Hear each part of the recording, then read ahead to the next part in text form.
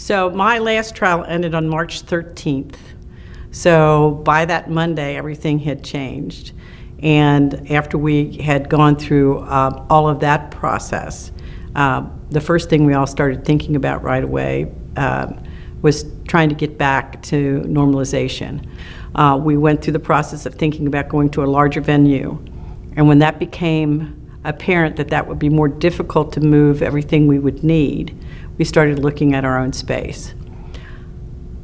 Planning a trial in a courtroom that you're used to is pretty intuitive, and most of the things that we did are going to be intuitive to all the judges out there because they know their room, they know what they need to do, they know where people walk, they know where people breathe.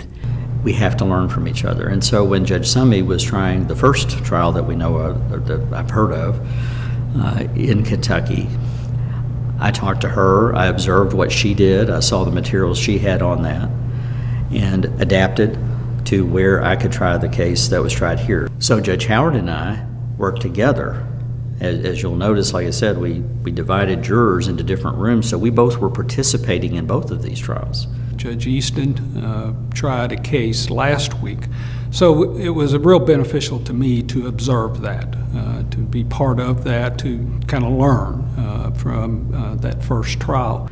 One of the things the judges and I planned that we had to do is if we were going to have a trial in the same day, we had to cancel that. We had to stagger our trials just because of the number of people coming in the building and because you need at least 3 spaces in order to get a trial. I do want to emphasize that planning for a trial during COVID is a group effort. And we did have meetings of everyone in the building. We talked about what everybody's jobs assignment would be. Everybody shared their ideas and problem solved and threw out conflicts and problem solved again. So this is not just my plan, this is the building plan. It's the plan from, the maintenance staff to the engineer, to the bailiffs, to the judges, to the staff. So it's a group effort to get a trial done. So that's how we started planning together early in April, May, and from there finally developed it, had some final meetings starting with Judge Bartlett, and when he didn't go, we had pretty well decided how we were going to move forward. Yeah, we had to totally kind of reorient the courtroom itself. And so we did practice that, if you will, how are we going to do these things? So we've talked about that a lot. Jason has been very helpful in helping us walk through that and instructing our engineer and helping us work with that. They just wanted to do a dry run, do kind of get a feel for how a jury trial would proceed in the event that the trials that were scheduled came to be. So we came in, everybody got together, kind of pulled together all of the resources that had been assigned out, plexiglass, things like that. So we knew that the rooms had to be arranged differently, which then meant that probably tables were going to have to be moved around so that the traditional courtroom setup wouldn't work with maintaining 6 feet of separation. The engineer who works in this building had a 6-foot stick, and that stick has been everywhere. Goes this way, goes that way, and all of these things you see behind me, all of this has been distanced with that 6-foot stick. I do think it's best to mark everything in your courthouse. We just marked in this room this first time. I think we're going to be adding markers in the open spaces where jurors congregate. We had a judge who said, I've measured the courtroom, we can have a trial, I found a way to do it. We're going to have voir dire this way, we're going to do by closed caption. This is how things are going to be situated. You know your case, figure out a way to present it. And I think that by coming over here early, by inspecting what the technology was going to be, where the courtroom tables were going to be, what we might need to move, what we might want to move, that the preparation really was the reason we were able to be successful. Well, counsel really was wonderful. Again, everything, I know all the judges know this, that everything that you do in a trial is a team effort. So we went through that pretrial, we went through what we were going to do. I think that the bringing the defendant to the courtroom for the pretrial, it was extremely helpful because it allowed him to see where everyone is going to be situated, because moving the furniture and the tables, it's different having the jury where you're not we don't have our back to the jury, and so he can see a layout of the courtroom and already have an understanding as to what has changed and what it was like before. We talked about where can the podium be, where can, Mr. Plybon had a big map that he used as a demonstrative. We talked about where can the easel be, but we didn't run through some of the technology that, because we would be using the same systems, we just assumed that it would be the same. And so that was where we had our issues of, even if we plugged in the television and we made sure that the connection was right and we made sure that the sound was working and we made sure that the clips were at the right timing, we didn't have the furniture and the rearranging of everything exactly how it was going to be when we went through that kind of test. The day of the trial is not the time to figure all of that out, because there'll be enough things that you hadn't thought of in advance that you still kind of have to work through. Remember to have counsel and the defendant step into the primary view so that the jurors in the other courtrooms can see and identify them, in case that may be a disqualifying element for those particular jurors. The one thing that we did have to be mindful of that typically we wouldn't is with the courtroom being rearranged was where are the cameras? Because we're playing into the record. Everything we want to show needs to be played into the record. And so whereas I might put something that's advantageous for me showing to the jury, I was told many times, you're not in the view. So you actually need to move that. You need to constantly think about readjusting your cameras. And if you have someone on staff who can help you readjust 1 or 2 times, if not, you may be stuck with the formation or the organization of your courtroom. And again, that just depends on the help that you can have. We were able to call Javs. They came down here and spent a half a day with us structuring this room, moving the cameras to where jurors could not be seen, but that we could still see and hear the attorneys at their tables.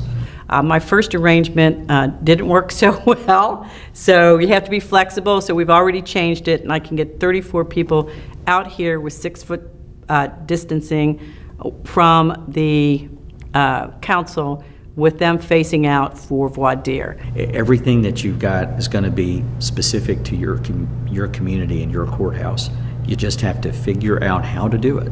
We contacted the health department and we started talking with them about things that we needed to do.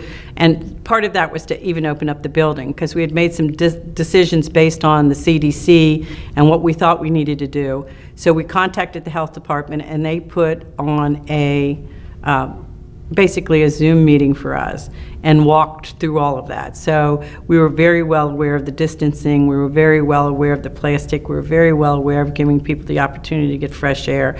And so the health department is very essential to consult with them and to communicate that to the jurors, from the very beginning. Not only are we conducting your jury trial today pursuant to the Kentucky Supreme Court guidelines, but also after consulting with the health department. You're going to have some kind of a working relationship with that health department official. And it was extremely important for us to have that person actually see what we were doing and to bounce questions off of about, well, how can we do a bench conference? How can we do these things safely? I think it's important, both Judge Eastland and myself, when we arrive into the courtroom and they hear the all rise, that they see the judge with a face mask, okay? And that we explain to them that face masks will be worn by everyone. All of the attorneys, the parties, the bailiffs, the judges are wearing face masks, okay? Unless speaking. Distance is what is most important. You must keep the 6-foot distance. If you do that, the risk of being able to have enough air intake to catch COVID is minimalized. And the wearing of the mask just gets that percentage closer to 100. In other words, the mask is adding to the social distance protection. For jurors, we send information out to them under the guidance of the Kentucky Supreme Court order. Well, the questionnaire was a group effort. Obviously, Judge Bartlett, Judge Lape, and my staff, and Judge Lape primarily because she was the jury judge, were very active in making sure that they sent the packets out. I believe they almost talked to each individual. They went out of their way to send us a packet of information to our home, which I read through everything, so it kind of gave you a little bit, even though you didn't have the juror orientation, you knew what to expect. I said, does everybody understand the constitutionality of, criminal and civil trials and those things? I sent that out to you, and nobody, at least in this room, and there was no indication from the bailiffs that anyone else was confused. So very shortened form of the orientation. There's a real issue here. I want to share this because I think it's important.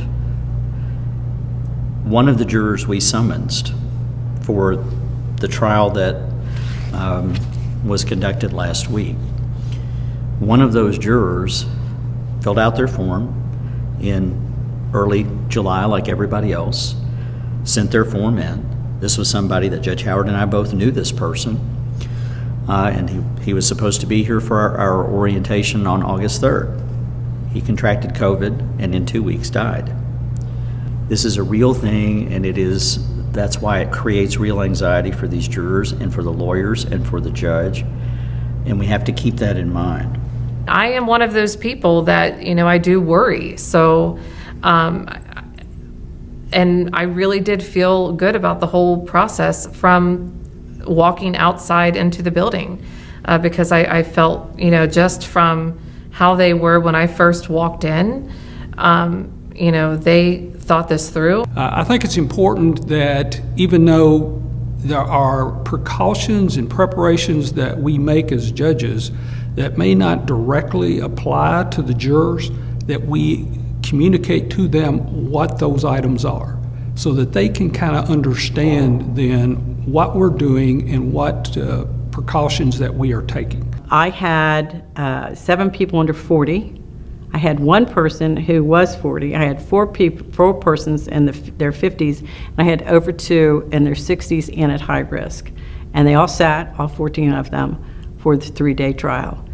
We identified for the record, with the input of the jurors, do any of these jurors identify as African American or Black when they fill out some paperwork? Do you designate in that way? And it turns out that 4 of the 32 were African Americans and did not mind being asked that question. They thought it was great that somebody was making sure that everybody in the community was being properly represented. Well, Hardin County is latest census 12%, somewhere in 12% African American community. So 4 of the 32 showed that the random system of bringing in jurors did work. And that made everybody feel a lot better about that. And so COVID may affect different people, but we still had a representative sample of the community. So that was one thing we addressed during the trial that other judges might be asked to address. 11 of my jurors worked. So in addition to the COVID issues and what that may bring to their family, those 11 working people stayed. And I had 3 people who were retired, again, which goes to the high-risk factors that we all worry about when we're dealing with COVID-19. As far as preparing for a COVID jury trial, which is referred to as a COVID jury trial, the one big difference that I've noticed was jury selection. I think voir dire was by far the hardest part of trial, or at least the most different, because everyone was so spread out. Normally, when you have a panel of 32 sitting up there, you know where everybody's sitting, you know who they are, you know their number, and you, well, so-and-so, number so-and-so. The way everybody's situated in here, it's just you don't know who anyone is. Well, it's the guy in the front row or it's the woman in the back row. What does that mean? You don't have a number to refer to. And we were up at a podium, so we were farther away, the jurors were farther away in the courtroom. And so trying to read people's facial expressions and their responses to things was difficult just because of the distance. In addition to that, everyone had masks on. And you really can't see anybody's facial expressions or read anybody's facial expressions, which we all do during jury selection, prosecution, and defense. Those nonverbal and I guess you'd say social cues that are important when attempting to do that subjective and sometimes objective reading of a jury and their responses. We have to adjust. We're going to have to adjust during this time. One of the things you can pick up on is eyes, is looking people in the eye. There's also body posture that you can read. But whatever the situation is, we just have to do it. We're going to have the mask on when we're asking jurors questions.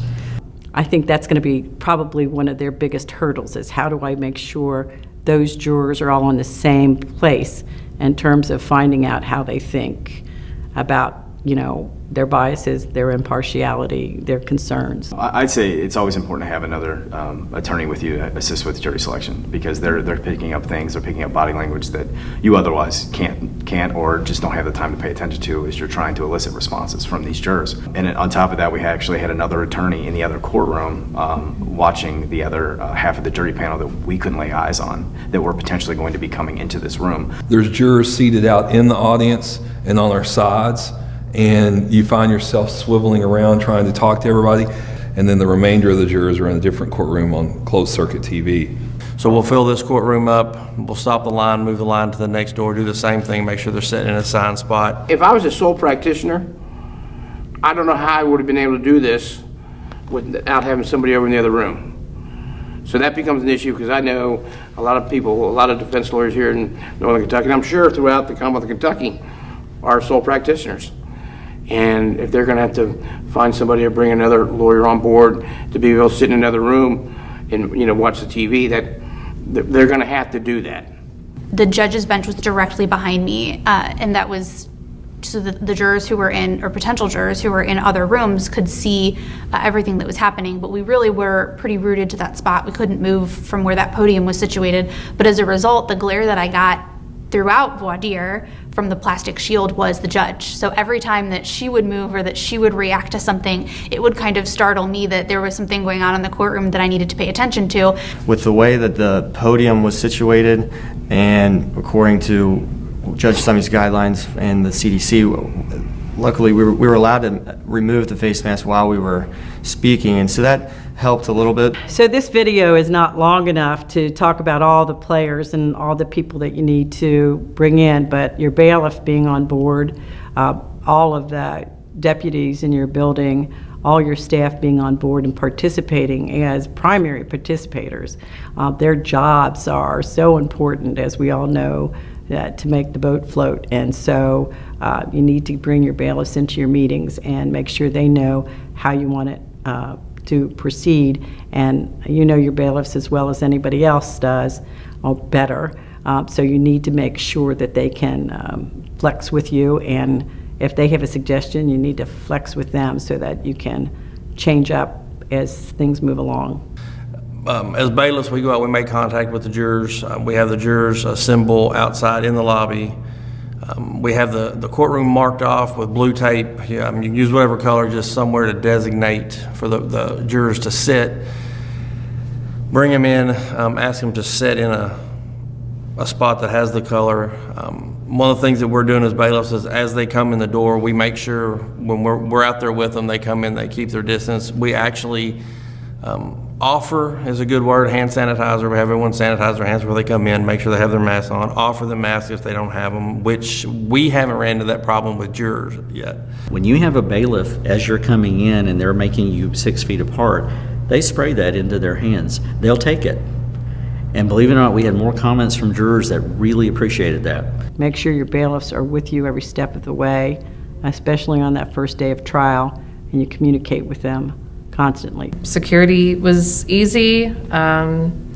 You just go through, everybody's very friendly and helpful to explain the different things. And explaining to them that when they go on break, the jurors, that the custodial staff come and clean the courtroom.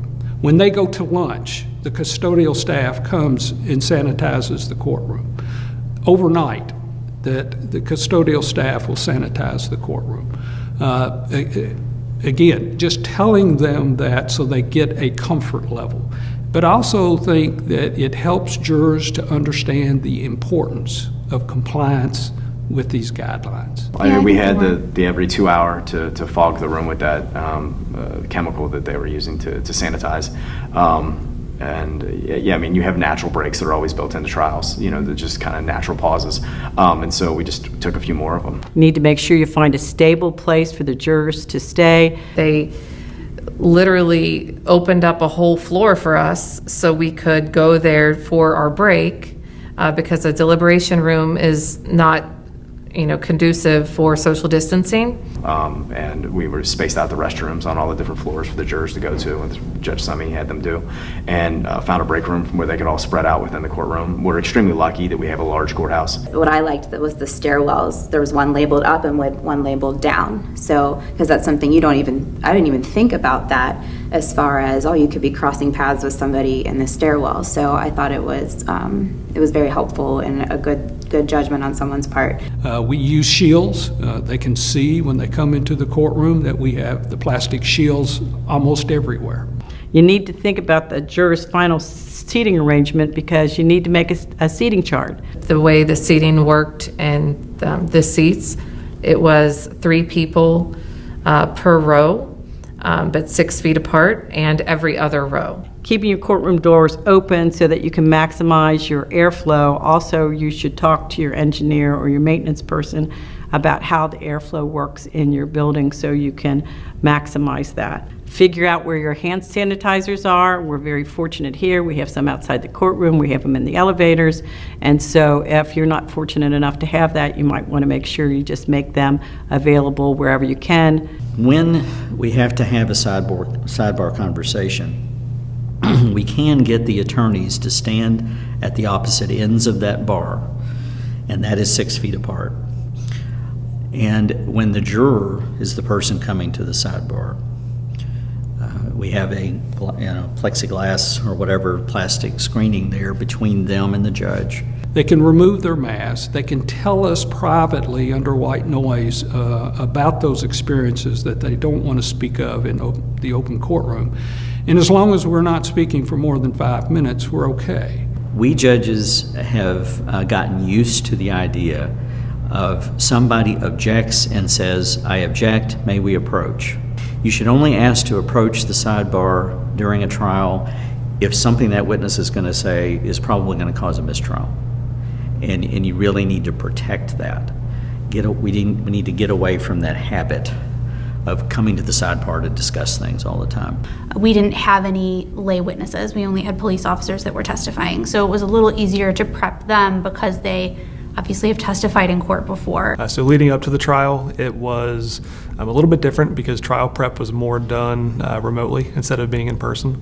But trial prep over the phone is more or less the same as in person. We kind of prepared them on the fact that people were going to be situated differently and the room was going to look differently.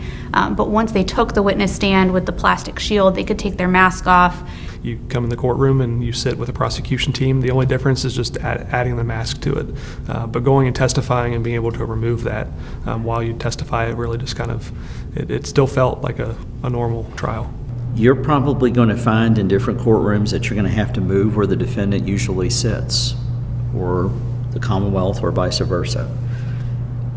It is important to make sure that because of confrontation clause issues, you need to have a direct view between that defendant and the witness, and we had to make sure that that was not blocked. I feel very fortunate that the first time that we went through this procedure that we could do it with a case where the witnesses who needed to be prepared were police officers, that they weren't lay witnesses, they weren't crime victims who are afraid of someone that had assaulted them or otherwise harmed them. Like I said, it wasn't a child, and it wasn't someone who for whatever reason didn't want to come to court, was afraid to be there.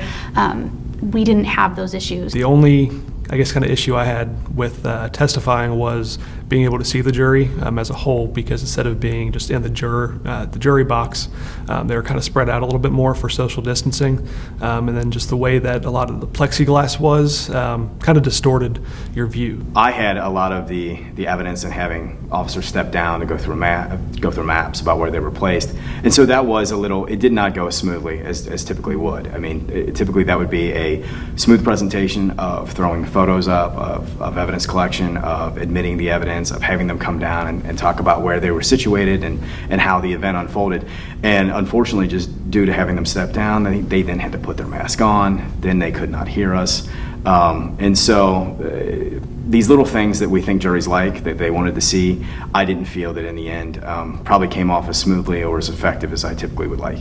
So I had thought about evidence a little bit, but as everyone knows, the evidence is always a little different. So we did receive our own individual binder. which I thought was helpful given the fact that we were all spread out and there were multiple screens. So I think that was nice because we did have it right in front of us and we could follow along. 2 of the pictures were sensitive, could have been considered pornography. And so we talked about how we were going to do that. In a trial without COVID, we would put that in basically a file folder and pass it around. So the question was, how do we do that? So the Commonwealth put those in individual envelopes, labeled them, and handed them out along with the binder that had texts in them, so everybody didn't have to touch each other's exhibits or pass them around. I don't think there's anything wrong with doing this, holding the exhibit to the witness and saying, can you see that? Is that a picture? Does that accurately describe what you saw?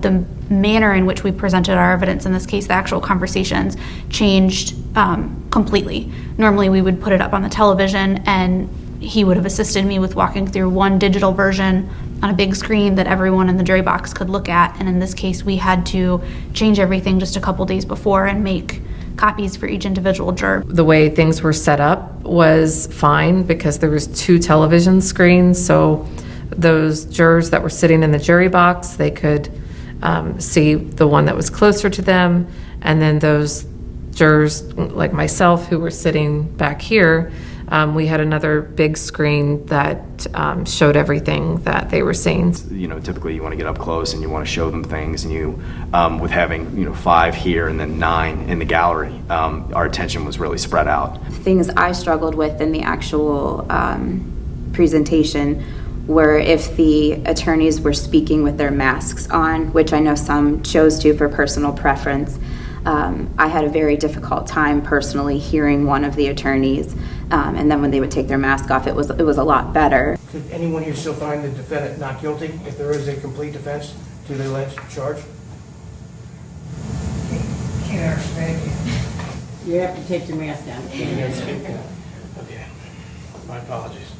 I think it's just getting used to taking it off and when you're speaking and putting it back on. But once we got into the presentation of evidence, if we would have been really close to the witness, and there really wouldn't have been a well if we left the tables the way that they were and we moved the chairs to the other side so that we were facing the judge as opposed to facing the gallery. There would not have been a well of the courtroom for any type of presentation of evidence. So to try to create that, we ended up moving our table over to the side of the courtroom, and I think it helped in our ability to, like Corey was saying, he was looking in all the different places where the jurors were seated, that at least we kind of split the courtroom the other way so that we had that ability, even if we were kind of positioned in a way that was new, we still could see everyone.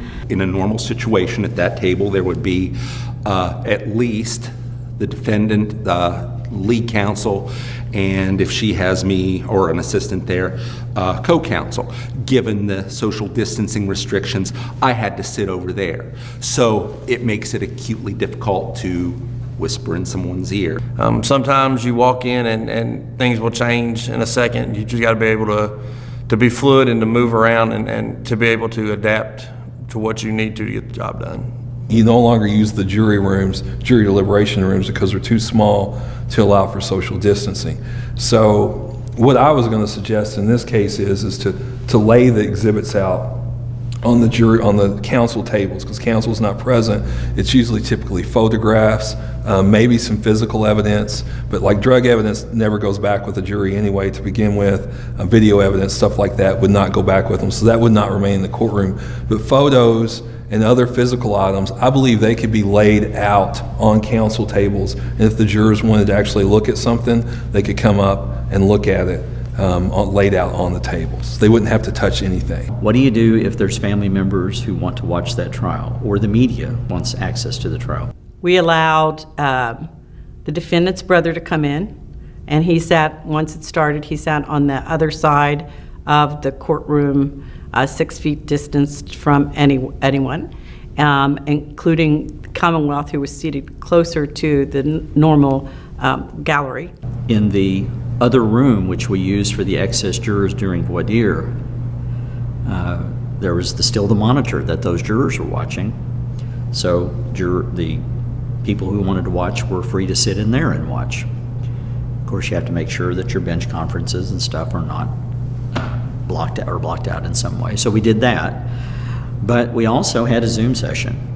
In other words, there was a constant Zoom session, not to where it could hear bench side conferences, but the Zoom session camera was pointed at the witness and the judge, and that way you could hear everything that was going on and see the most important aspects of the witness testifying. The biggest difference is really keeping your eye on the jury to make sure we all know that things happen, and you know, people might be trying to make you aware of the fact that they need a break, or that they can't see, or that something else is going on. So trying to make yourself aware of the jurors, seeing through the plastic, depending on your angle, is easier or harder.